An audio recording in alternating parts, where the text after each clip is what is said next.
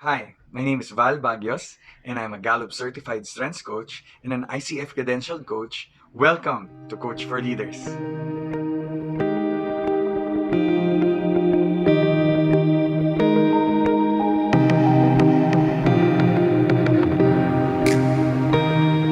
Hello everyone! Maraming salamat dun sa mga nanood nung episode 1.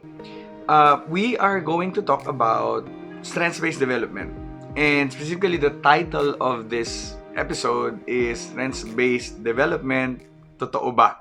Hindi ko maiiwasan to talk about science-based development. It's a topic that is very close to my heart because I really applied it in my life and in my career. When I wanted to become a strengths coach, I wanted to know that before I throw my entire life and my career, gusto ko tama yung pinapasukan ko, and even the ideology of strengths-based development, I had to ensure that I'm doing the right thing in terms of people development. And so I started researching white papers, studies, research around it.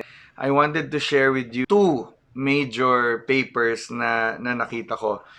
Those two papers are the relationship between strengths-based employee development and organizational outcomes by Jim Aspland and James Harter. They studied strengths-based development as it applies to the organization about strengths. And the other study is entitled Investing in Strengths by Donald Clifton and James Harter, no other than Donald Clifton, the founder of the strengths-based movement. I am gonna break this episode down in, I guess, three questions na tinatanong parate. When they think or they hear about strengths-based development, maybe tinatanong nila verbally sa akin or maybe nasa utak lang nila and hindi nila matanong kasi nakakaya, no? So baka ito rin yung mga questions nyo or questions ng mga kaibigan nyo. Let's shed light on it a little bit. So number one question, totoo ba talaga yung strengths-based development? Now, strengths-based development is a very tricky concept kasi it's feel good.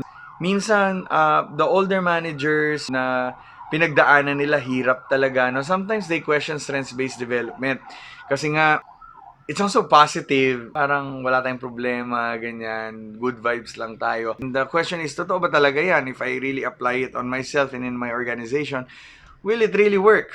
And so that's the study that I want to share with you. The study of Jim Asplan, James Harter et al., yung mga kasama niya, they found out that strengths-based development in employees has an effect on six variables in the organization, six important business outcomes. And what are these six? Number one, sales. Sales means yung mga close sales, yung quantity, units per transactions, revenue growth coming from the sales, revenue per labor hour. So they found out that it has an effect on sales. What else? Later on, I'll give you the exact numbers on how it affects this business outcomes. But let me enumerate to you the second business outcomes na may effect ito. Profit. Profit is the overall percent profit of revenue, profit increase, gross profit growth, margin erosion, margin versus target or goal, or profit of existing customers, or EBIT, earnings before interest and taxes. So, dun po mineasure yon in terms of profit. And next is employee engagement, my favorite. Employee engagement is business unit level average scores on engagement surveys. And engagement, for me, is a separate episode altogether. But if you want to think about engagement, it is just the emotional and the psychological or mental connection of the person to their work. And of course, it is always related to the performance ng tao. Next, business outcome, customer engagement. Yan. To some of you, it might be a new term. I think Gallup released a book that is about customer engagement. But customer engagement simply means the customer perception of quality, whether quality of work or its perception on your brand. It is related to your employees' engagement. So, yan po, mineasure din ni Gallup yan. Of course, turnover.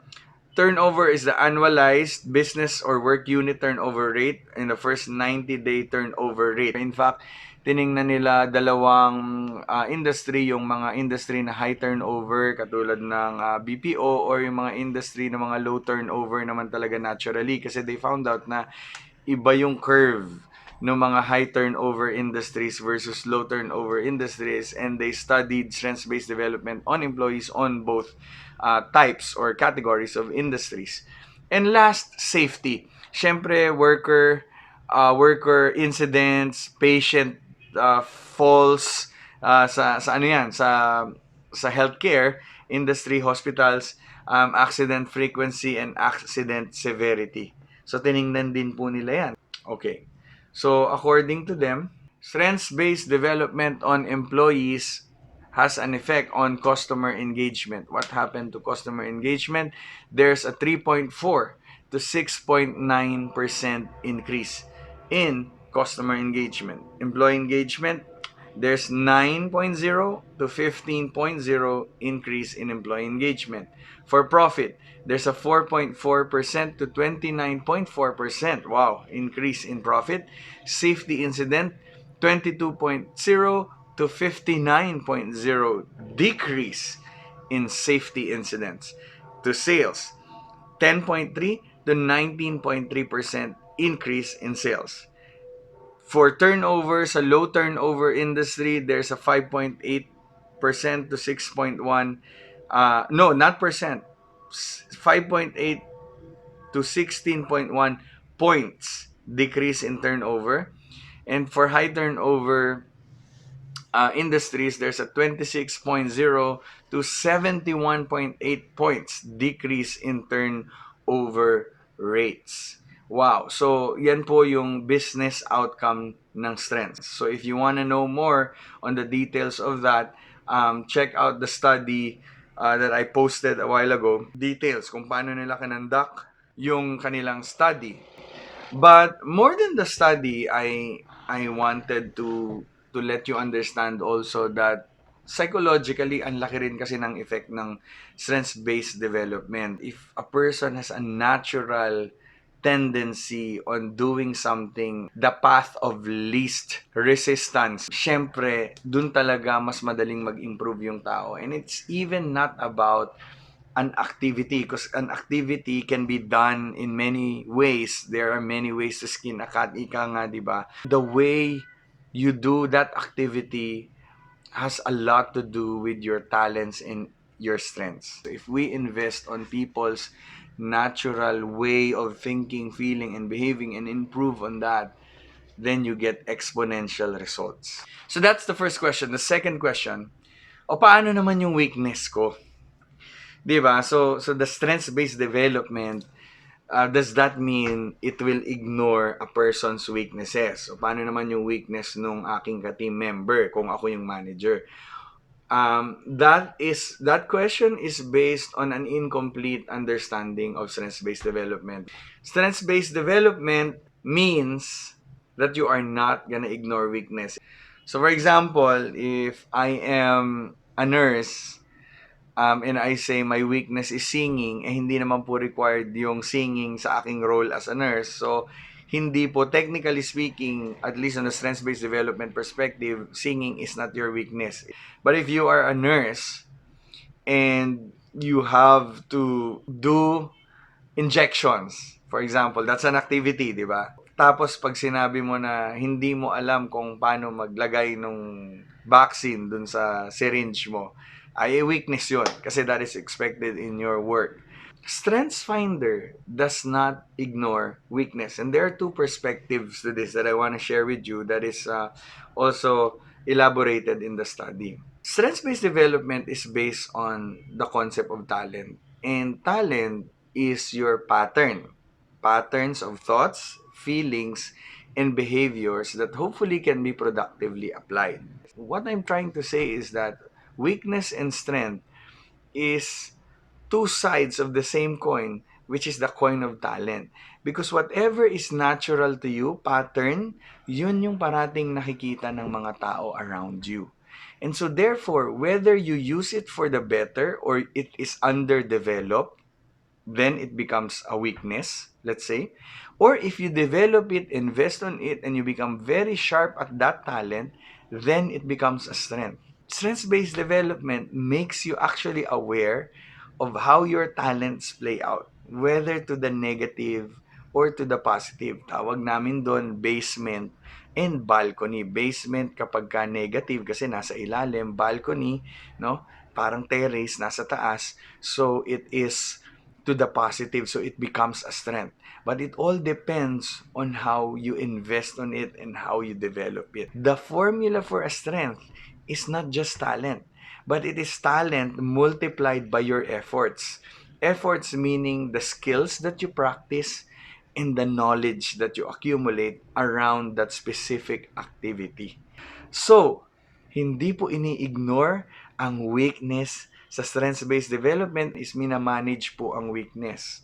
Basically, strengths-based development acknowledges and banks on the talent of that individual and not merely on the skill and the knowledge that that individual needs to acquire.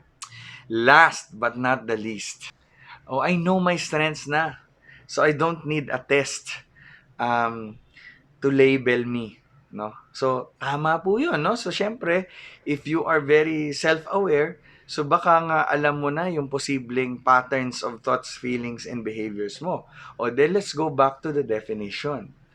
Talents are your patterns of thoughts, feelings, and behaviors that can be productively applied.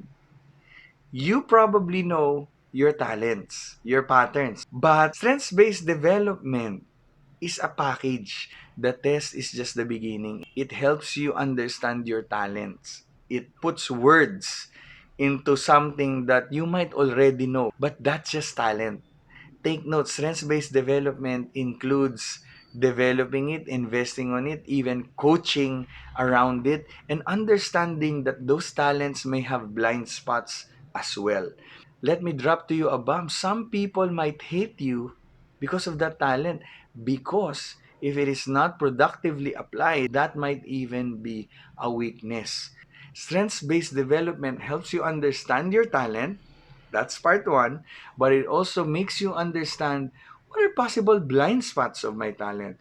What are possible areas where I can develop these talents? Oh, what are possible other talents of mine that can help me manage when this talent of mine is misbehaving? So, yun po ang kabuuan ng strengths-based development, and it takes for you greater awareness and hopefully a coach to help you understand and process your thoughts around those talents and how it is being applied in the workplace. So yan po, I hope this has added value to you on understanding strengths-based development more.